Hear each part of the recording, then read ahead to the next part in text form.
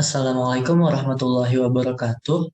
Halo Mbak Kartika Ayu dan teman-teman semua, gimana kabarnya? Semoga sehat. Di sini kami dari kelas IKA kelompok 4 akan mempresentasikan tentang destination marketing. Pertama-tama, perkenalkan dulu anggota kelompok kami. Yang pertama ada Arif Rangga Adiatmaja dengan NIM 153210019. Yang kedua ada Deva Givari Alfat dengan NIM 153210025. Yang ketiga ada saya sendiri, Royhanto Syakban dengan NIM 153210041. Yang keempat ada Nabila Rahel Utari dengan NIM 153210039. Dan yang terakhir ada Cecilia Anugrahni dengan NIM 153210040.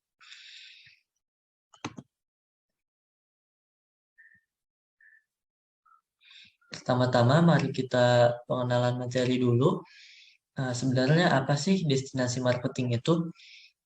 Nah, destinasi marketing atau destination marketing itu merupakan cara marketing industri travel yang mempromosikan suatu lokasi secara spesifik dan manfaat-manfaat yang ada di dalamnya. Tujuan utama dari destinasi marketing itu sendiri adalah membuat eh, calon turis atau calon pengunjung itu aware dan tertarik dengan destinasi yang akan mereka kunjungi sebelum mereka akhirnya sampai pada destinasi itu sendiri. Gagasannya, dengan kegiatan marketing ini, pelanggan seharusnya bisa memesan sebuah liburan melalui perusahaan yang mempromosikan destinasi tersebut. Nah, di destinasi marketing ini itu lebih memanfaatkan aspek emosional pelanggan untuk mendapatkan engagement yang baik. Jadi destinasi marketing ini itu lebih menarik perhatian calon pengunjung dengan memberikan kesan-kesan lokasi yang bagus, lokasi yang menarik, sehingga yang lebih diutamakan adalah aspek emosional dari pelanggan. Nah, manfaat paling luas dari destinasi marketing itu adalah menaikkan reputasi sebuah lokasi atau sebuah destinasi sehingga bisa memikat lebih banyak pengunjung dan pada akhirnya akan membantu perekonomian di area lokal atau di destinasi itu sendiri. Selanjutnya, objek wisata itu harus memiliki daya pikat atau attraction yang baik serta positioning sehingga memiliki nilai perbedaan dan keunikan tersendiri di benak konsumen. Nah, terus yang bisa dilakukan oleh industri untuk memiliki membuat positioning atau membuat daya pikat yang baik adalah dengan menambahkan komponen-komponen seperti fasilitas, bukan hanya menambahkan tapi juga memperbaiki fasilitas-fasilitas yang ada dan juga produk-produk wisata. Dengan memperbaiki dan menambahkan fasilitas dan produk-produk wisata ini bisa memikat serta mendorong wisatawan agar tinggal lebih lama di destinasi atau di objek wisata. Nah, usaha wisata yang unggul itu, dia itu bergantung pada penyampaian dan jumlah produk, tempat dan waktu, serta pelanggan yang tepat dengan biaya yang sepadan. Saya lanjutkan. Selanjutnya ada riset jurnal. Jurnal yang kami riset ini yaitu berjudul Bauran Komunikasi Pemasaran dalam Memasarkan Destinasi Wisata Alam saat Pandemi COVID-19. Pengelola pariwisata Gunung Luhur menggunakan salah satu media sosial yang sedang banyak digunakan masyarakat pada saat ini, yaitu media sosial Instagram. Instagram itu sendiri memiliki berbagai fitur yang memang berguna untuk periklanan, khususnya untuk periklanan destinasi wisata Gunung Luhur.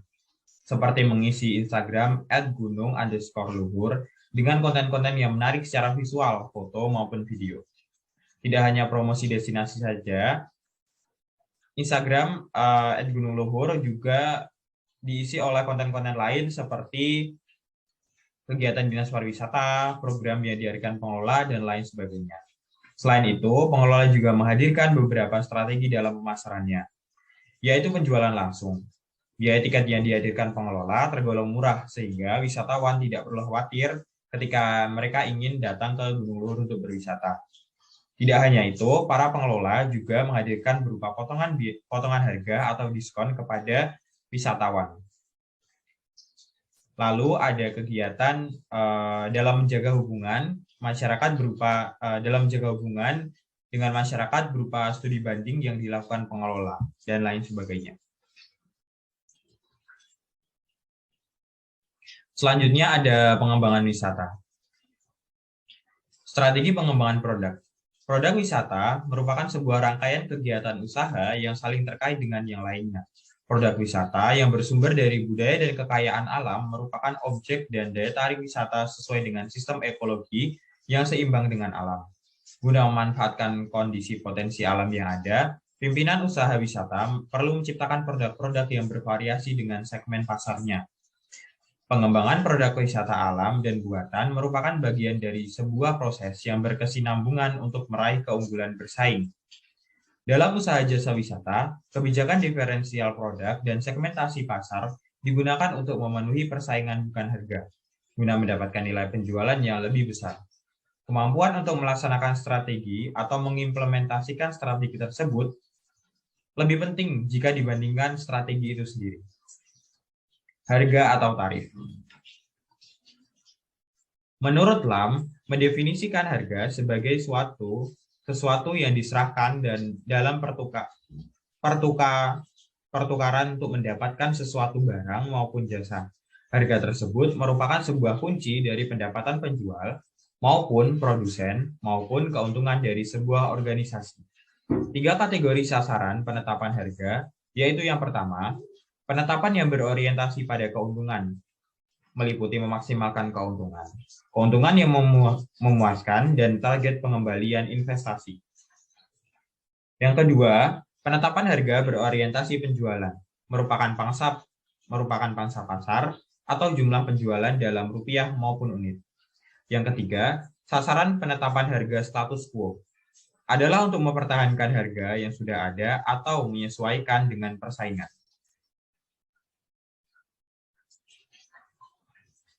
Selanjutnya,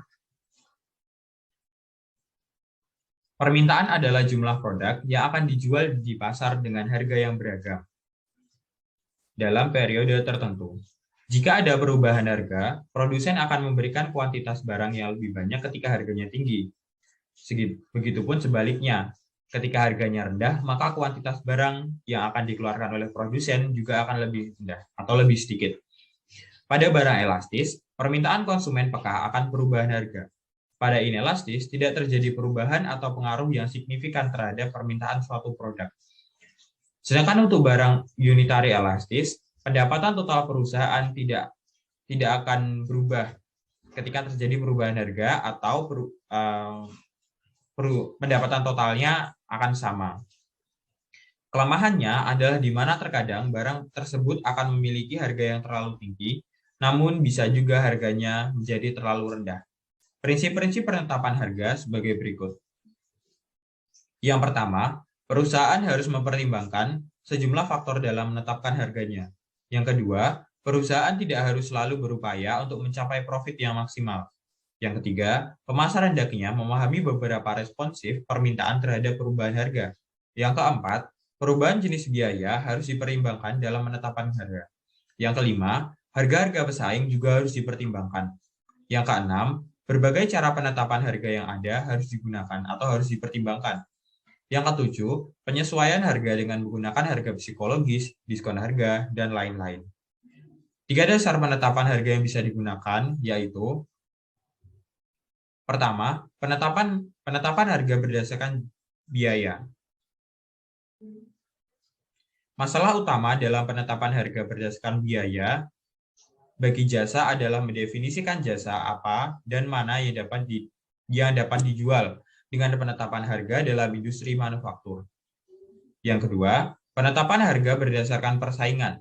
Pendekatan ini menitik beratkan pada harga yang ditetapkan oleh perusahaan pesaing dalam suatu industri atau pasar yang sama. Yang ketiga, penetapan harga berdasarkan permintaan. berhubungan dengan persepsi konsumen terhadap nilai, yaitu penetapan harga berdasarkan jumlah pembayaran yang diberikan oleh konsumen terhadap jasa yang disediakan. Selanjutnya ada penetapan kebijakan strategi penetapan harga. Penetapan kebijaksanaan dan strategi penetapan harga. Kebijaksanaan perusahaan usaha wisata dalam menetapkan harga sering dilakukan dengan menetapkan strategi modifikasi terhadap harga dasarnya melalui yang pertama, penyesuaian harga per wilayah geografisnya, kedua, penyesuaian potongan harga, yang ketiga, penyesuaian harga promosi, yang keempat, harga diskriminasi, yang kelima, menetapkan harga pada pembaharuan produk asli yang dilindungi hak paten, yang keenam, bauran produk. Selanjutnya ada pertimbangan penetapan harga khusus. Perusahaan usaha wisata harus mengantisipasi reaksi dari pemasok, pedagang perantara, dan pemerintah. Yang pertama, segmentasi harga. Produk dasar yang sama mungkin ditawarkan dengan harga yang berbeda. Untuk mencerminkan perbedaan harga produk dan juga ciri produk, perusahaan produk industri mungkin menggunakan besarnya diskon sebagai jawaban terhadap perbedaan jumlah barang yang dibeli oleh konsumen. Yang kedua, fleksibilitas harga. Harga harus ditetapkan melalui keputusan atau kebijaksanaan oleh manajemen yang tepat, di mana keputusan dan kemampuan konsumen dalam memilih atau membeli produk dipakai pula sebagai acuan, sehingga harga tidak ditetapkan secara kaku. Selanjutnya ada nilai penjualan dan laba jasa wisata. Penjualan merupakan ujung tombaknya perusahaan. Mati hidupnya perusahaan dan kelangsungan suatu perusahaan ditentukan oleh keberhasilan bagian penjualan. Menurut Basu Swasta, penjualan meliputi kegiatan pemindahan barang atau jasa atau penggunaan penjualan saja, dan tidak terdapat kegiatan periklanan atau kegiatan lainnya yang ditujukan untuk mendorong permintaan.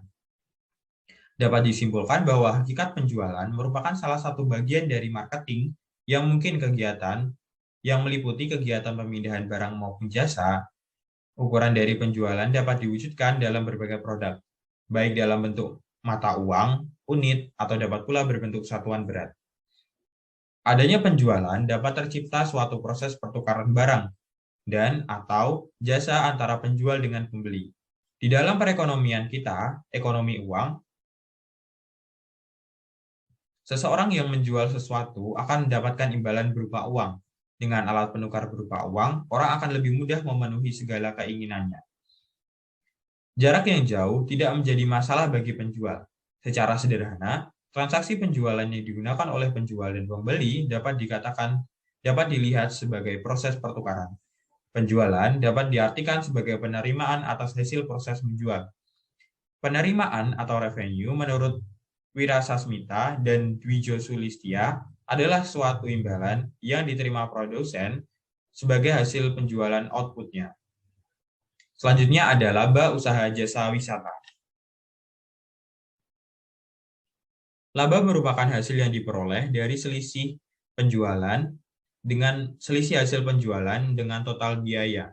Dan hal ini merupakan kenaikan ekuitas aktiva bersih perusahaan selama satu periode yang diakibatkan oleh transaksi kejadian lain yang bukan bersumber dari pemilik. Untuk mengukur kemampuan objek wisata mendapatkan laba, maka harus dihitung profitabilitasnya. Pengukuran tingkat profitabilitas untuk industri sering diukur dengan menggunakan parameter laba kotor, gross profit, laba operating income, dan laba sebelum bunga dan pajak, EBIT, dan laba bersih, net income. Pengukuran tersebut sering menggunakan parameter sebagai berikut. Akan dilanjutkan oleh teman saya.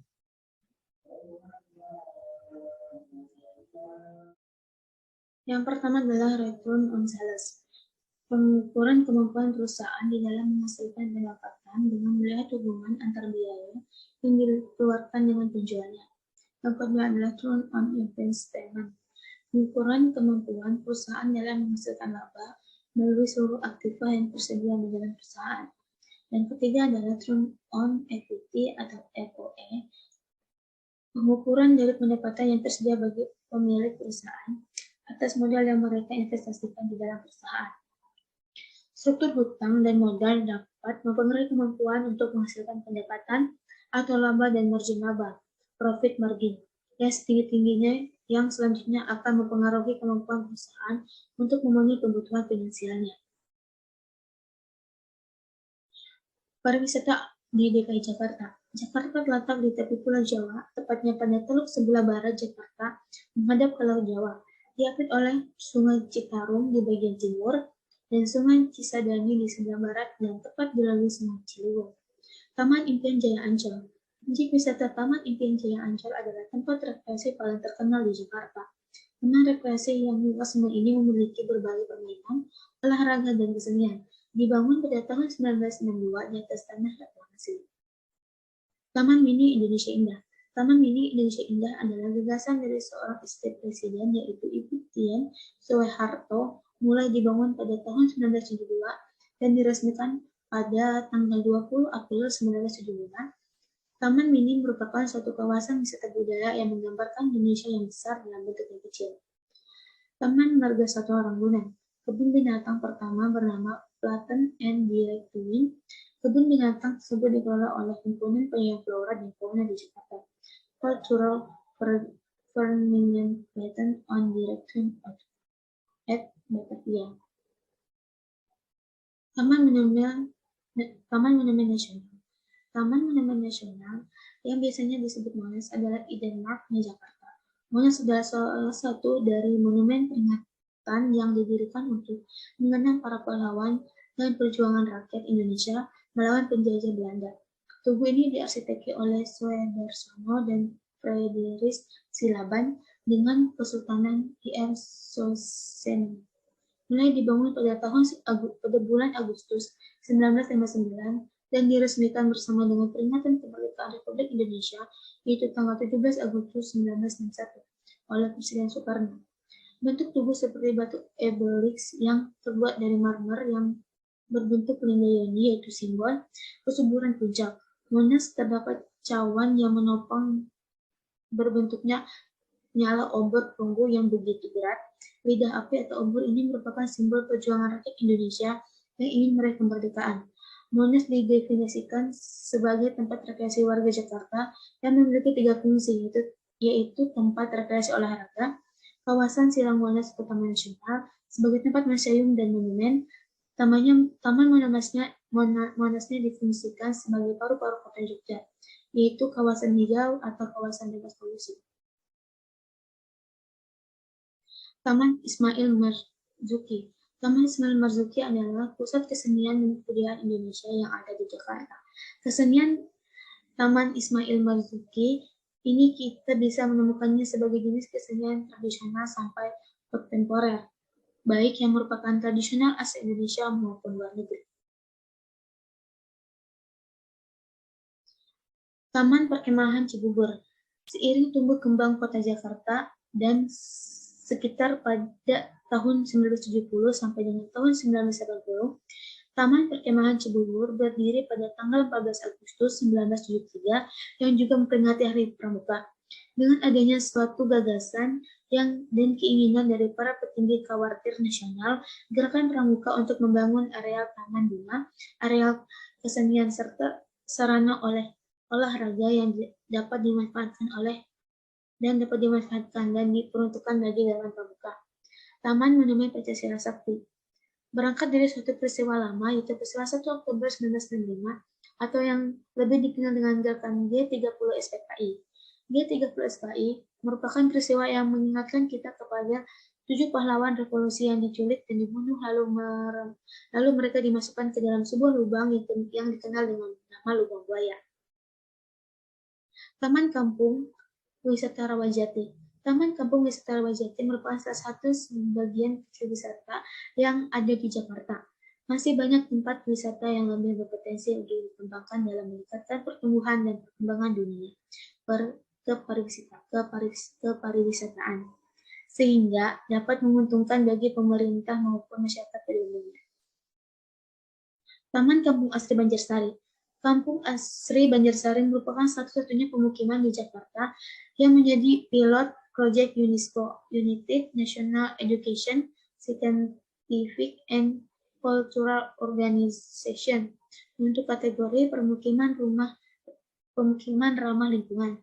Menjadi juara nasional penghijauan lingkungan dan konservasi alam tahun 2000, serta mendapat penghargaan lingkungan Jakarta atau Kalpataru tahun 2001. Pelabuhan Sunda Kelapa. Pelabuhan tersebut sampai saat ini masih berfungsi hasilnya sebagai pelabuhan tradisional untuk kapal-kapal kecil dan sedang, khususnya jenis kapal pinisi. Pelabuhan ini terutama disinggahi kapal-kapal antar pulau dan pelayaran rakyat dengan komoditas utama kayu, bahan kebutuhan pokok, barang kelontongan, dan bahan bangunan. Destinasi Sunda Kelapa sebagai salah satu wilayah atau suatu perdagangan tidak dapat dipisahkan dari peran Kerajaan Sunda Pejajaran, yang dimana kerajaan tersebut adalah pemilik atau pengusaha hegemoni wilayah tersebut. Pulau Ayer. Pada zaman dahulu, Pulau Ayer adalah tempat pengungsian rekreasi pribadi para raja yang terdahulu di Kepulauan Seribu. Pada zaman dahulu, Pulau Ayer adalah tempat persinggahan rekreasi pribadi para raja yang terdahulu di Kepulauan Seribu.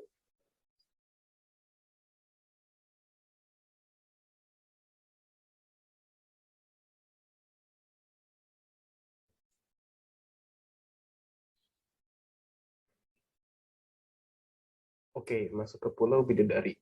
Pada tahun 1679, VOC membangun sebuah rumah sakit lepra atau kusta yang merupakan pindahan dari Angke. Pulau ini sempat dinamakan Pulau Sakit, Pulau Bidadari. Dibangun semenjak tahun 1970 ini untuk menarik pengunjung. Pulau ini berganti nama menjadi Pulau Bidadari. Alasan pengembalian nama menjadi Pulau Bidadari itu karena diilham dari nama pulau-pulau lainnya yang ada di Kepulauan Seribu, seperti Pulau Putri, Pulau Nirwana, dan lainnya. Selanjutnya ada Pulau Bira Besar. Pulau Bira merupakan salah satu dari sekian banyaknya pulau yang ada di Kepulauan Seribu, yang merupakan kawasan Taman Nasional Laut Kepulauan Seribu dan terletak di utara Pulau Jawa. Salah satu keindahan alam Pulau Bira yang menarik yaitu pesona pesisir pantai yang berpasir putih dan kejernihan air lautnya.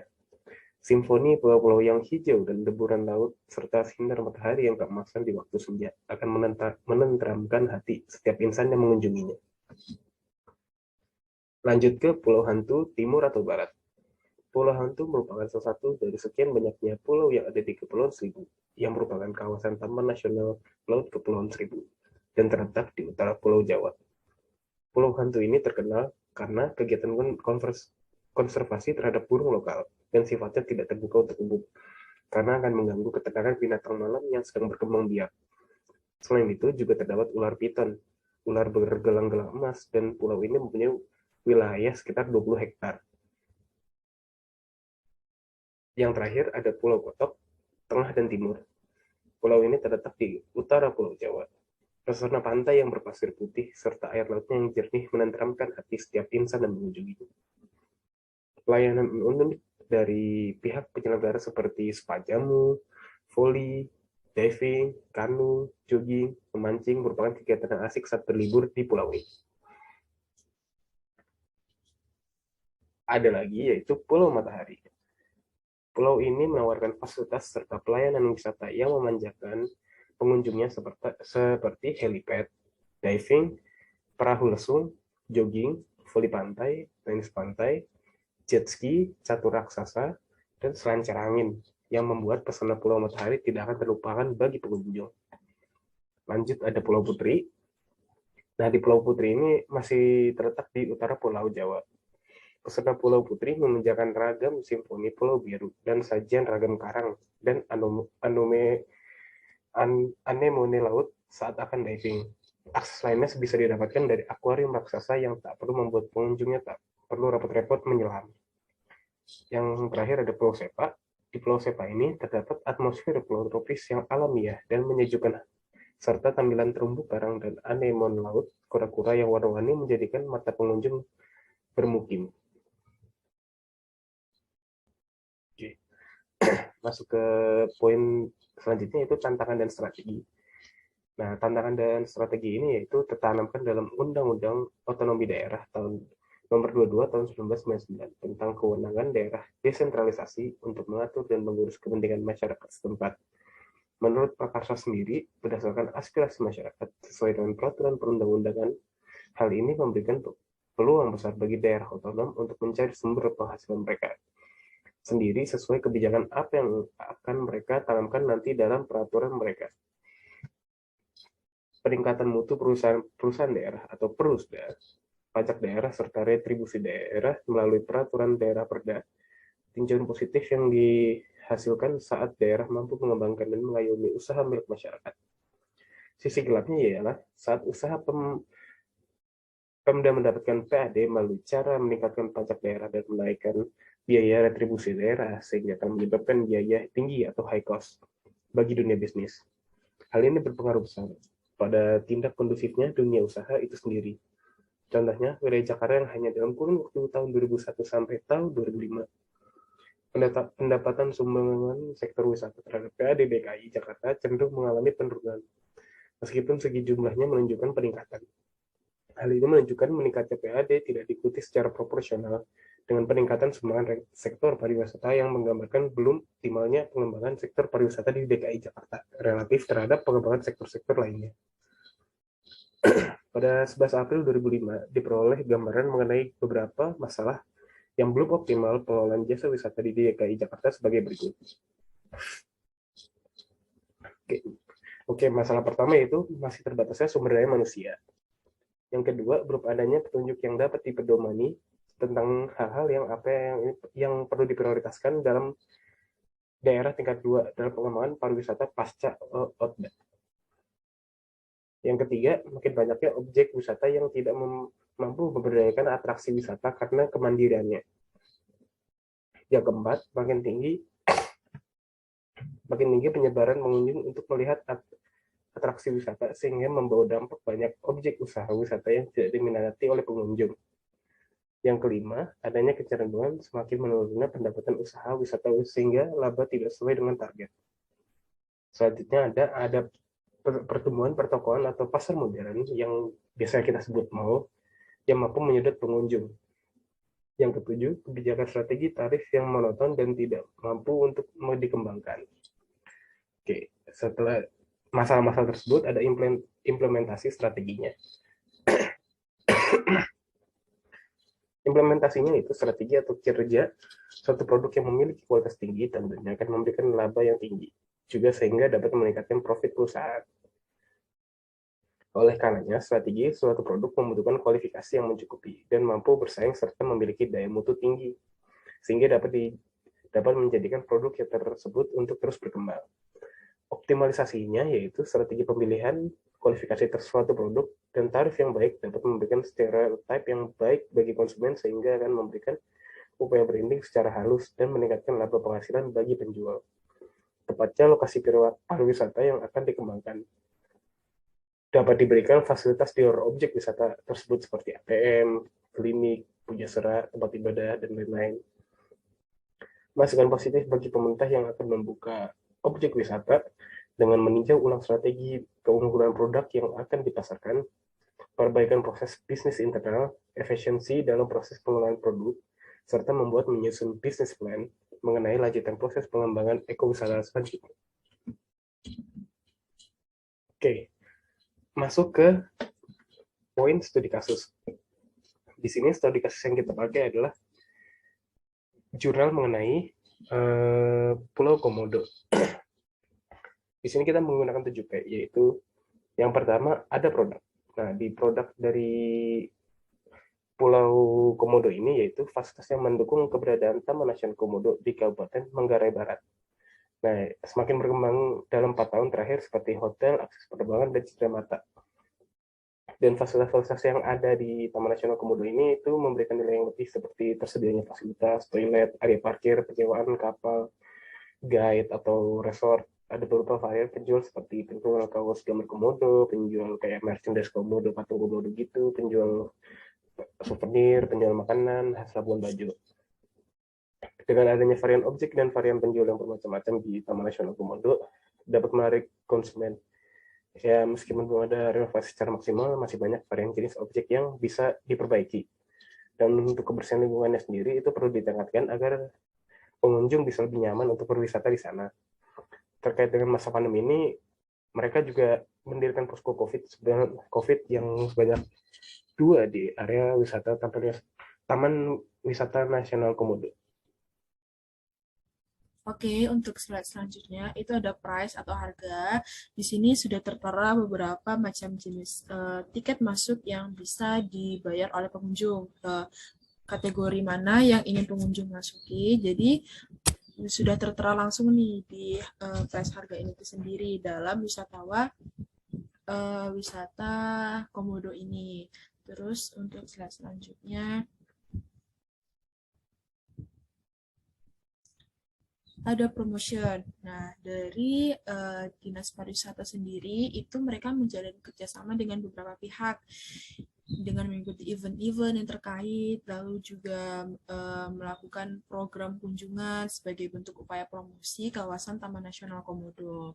Yang kedua yaitu ada pengembangan dan perluasan produk wisata yang dimana pihak Dinas Pariwisata telah melakukan survei harapan wisatawan, lalu juga ada audit potensi wisata Taman Nasional dan juga pengembangan kualitas serta pengemasan produk. Untuk yang ketiga itu ada pengembangan dan pemasaran jasa wisata serta tempat wisata yang dimana pihak dinas itu telah mengembangkan materi kunjungan wisata melalui video, atau slide dan browser. Terus untuk slide selanjutnya ada yang namanya place. Nah, kalau dulu seandainya kita bagi para pengunjung yang ingin mengunjungi Taman Nasional Wisata Komodo, itu kita memerlukan kisaran waktu 3-4 jam jarak tempuhnya. Tapi karena sekarang telah terjadi banyak perubahan dan dipermudahnya akses dan penambahan akomodasi, sekarang itu para pengunjung itu hanya menggunakan jarak tempuh waktu sekitar 2 jam dan memerlukan kapal. Untuk yang selanjutnya itu ada people atau para pegawai yang ada di daerah wisatawan ini. Nah, dari karakteristik yang saya analisis, itu mereka memiliki jiwa yang humble atau ramah, terus juga mudah senyum, terus sangat membantu para pengunjung yang sekiranya mengalami kesulitan saat mengunjungi daerah wisatawan ini.